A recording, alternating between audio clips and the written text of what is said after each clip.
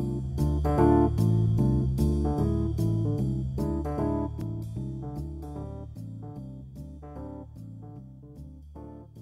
to ECFR. I'm delighted to see such a packed room for this discussion on the implications of TTIP. With the negotiations of a transatlantic trade and investment partnership between the US and the EU still ongoing, the opposition in countries such as Germany, France and the UK has increased.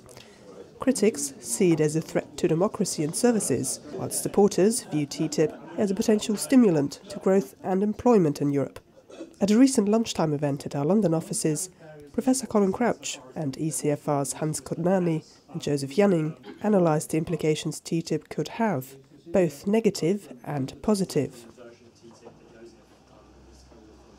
My impression is that the debate about TTIP has been a very polarised one. On the one hand, you have TTIP cheerleaders who think that TTIP is fantastic and will be a win-win. It will benefit both the US and the EU. There will be no losers from TTIP. It makes sense in economic terms and strategic terms.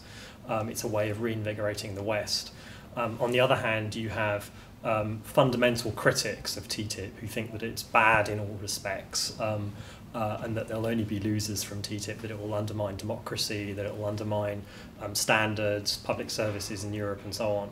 I'm somewhere in the middle. I'm kind of agnostic about TTIP and I think that overall it's probably a good thing, but I have some reservations about it, and I think there are lots of issues with TTIP that need to be debated in much more detail.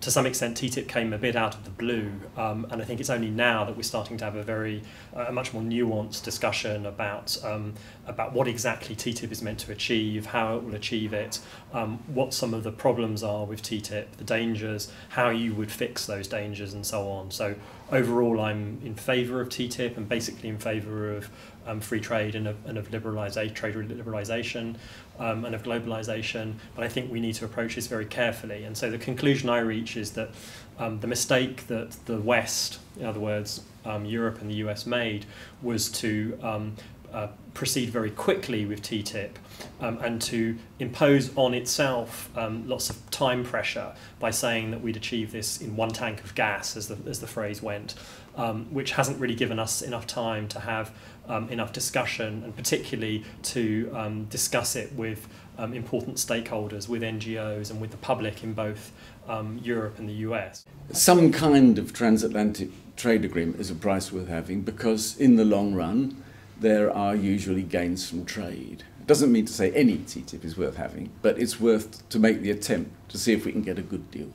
Certainly the way it's been negotiated so far is entirely undemocratic, in that it's a group of officials and representatives of large corporations, very large corporations, with just a few communications coming out to the rest of us, telling us what wonderful things there will be.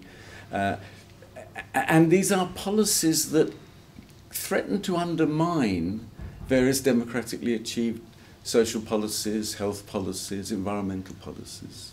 We're on the road towards that, where democracy, the formal democracy of elections and so forth, it becomes a bit of a game, hiding the real business of politics. But the system remains sort of democratic, so you can't call it anti-democratic.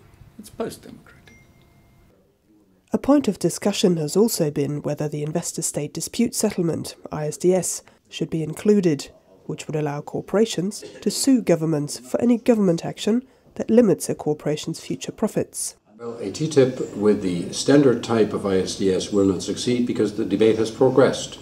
There is CETA with a modern version of an ISDS, but the debate is even further regarding the transparency, the nature of the process, Court of Appeal, and a number of other provisions.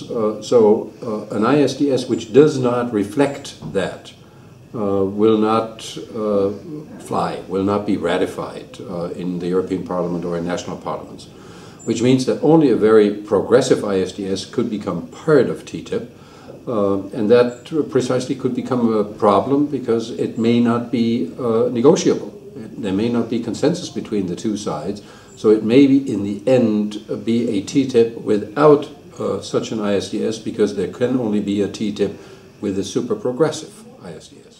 The solution is to either come to agreement on the most modern type of investment protection, or to leave it out and to rely to the high quality of the rule of law and the judicial systems on both sides of the Atlantic.